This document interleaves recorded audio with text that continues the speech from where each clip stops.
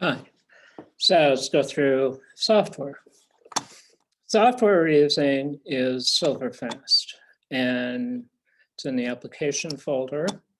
So you can either click on triangle to open it up or double click on applications, scroll down to Silverfast. Again, same thing here. We can click on the triangle, double click on it, and bring up Silverfast. So you'll get a dialog box. And okay, so this is welcome to Silverfast, image source, in this case, the Epson 850, and we'll click start.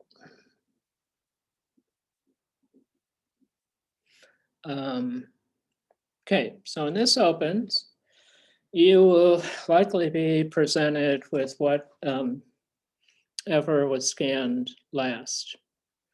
And you need to check to see how things were listed and what you need to alter. Go up here to where it says holder.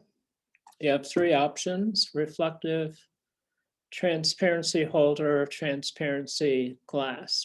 Reflective is you're using the lower part of the scanner and you're scanning photographs or flat art. Transparency holder is for dry scanning of negatives. We're going to use the glass. Okay. And the next thing to look at is whether we're scanning a negative or positive. So if I were scanning E6 material, 4x5, 35 millimeter, I would select positive. If I were scanning Kodachrome slide, I would use that. We're scanning a negative. This is my bit depth. 48 to 24 is the highest, and I typically use that. This will let you scan as a raw file. And bear in mind, if you do that, and given that this is a negative and not a positive, what you will get in that raw file will be a negative. It will not be a positive. And Camera Raw at this time does not allow you to invert the image. Okay, so let's and go over here. You can give your image a name. You can scan it as a TIFF, a Photoshop document. You can scan it as a JPEG. I would advise you not to, because that's a compressed file and very low in quality. Click on path to designate where it's going to get scanned to. I'm just going to scan it to the desktop for this. I would advise you quite strongly not to scan it directly to a flash drive or an external drive. It's very slow to do so. If for any reason it stops or fails to save to an external device, you're likely to lose the image permanently. I would suggest that you scan it to a desktop and then move it to your flash drive.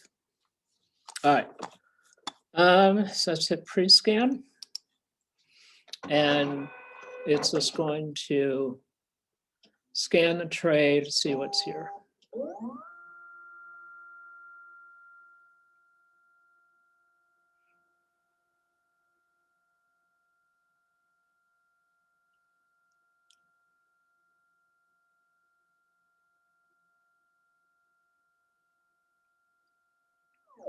Okay, so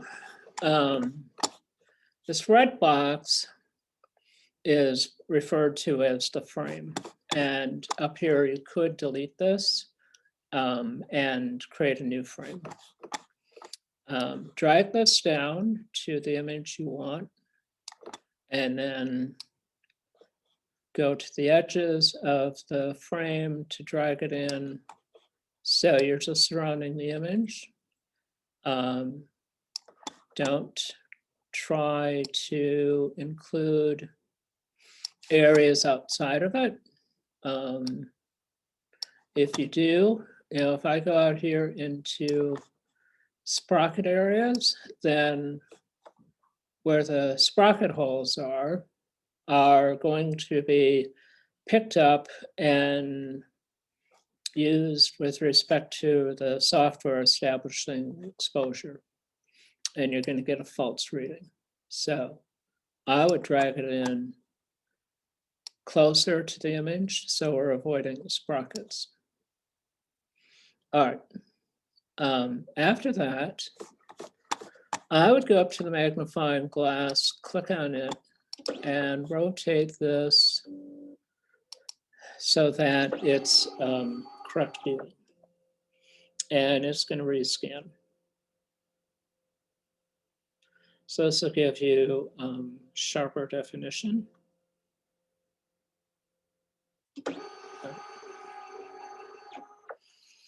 And we can go down here to Negafix, and we can input here what type of film it is. I think this is Tri-X.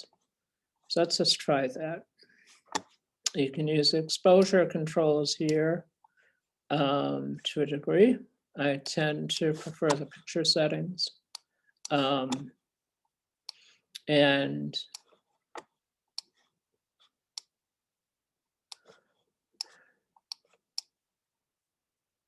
okay. My objective in scanning are twofold: to capture as much information as possible and to preserve detail in the highlights without blocking up the shadows. So I'm going to scan this pretty flat. With very little contrast to it. I have a lot of tools in Photoshop at my disposal to modify all of that. But if I do it here, I'm limiting what I can do in Photoshop. And anything I do here is going to be destructive. I can't change it. So I just want to capture as much information as I can. I do go down here and look at the unsharp masking. More Autoshop is pretty good, and that's fine. I'm not going to alter it for this image. If for any reason you are puzzled as to what these settings are, if you click on the Q in any of these, it opens up a QuickTime tutorial, and it will go through what these options are and what you can do.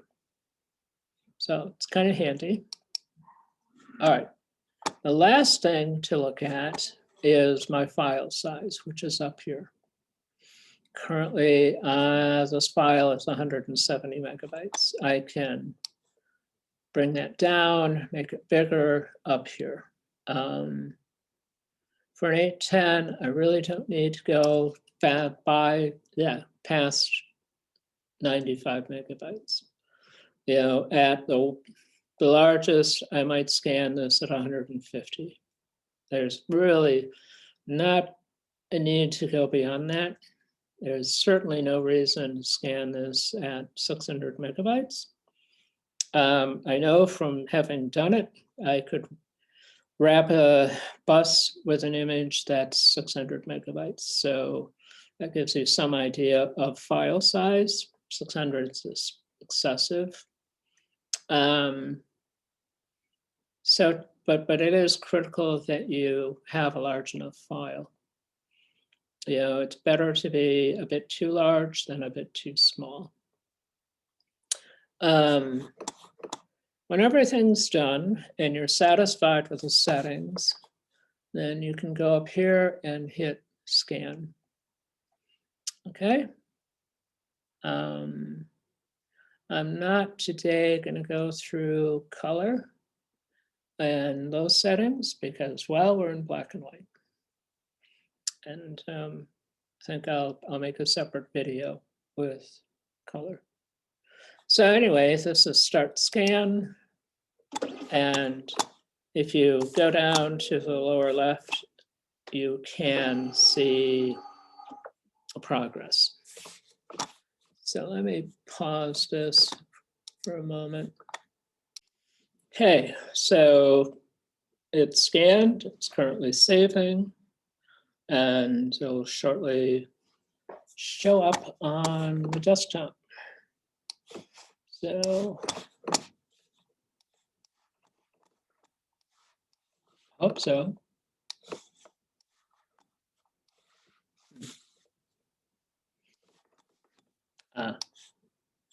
It's in the untitled folder. Okay, so this is my file, test PST, and we're good. So thank you for watching this, and let me know if you have any additional questions. Thank you.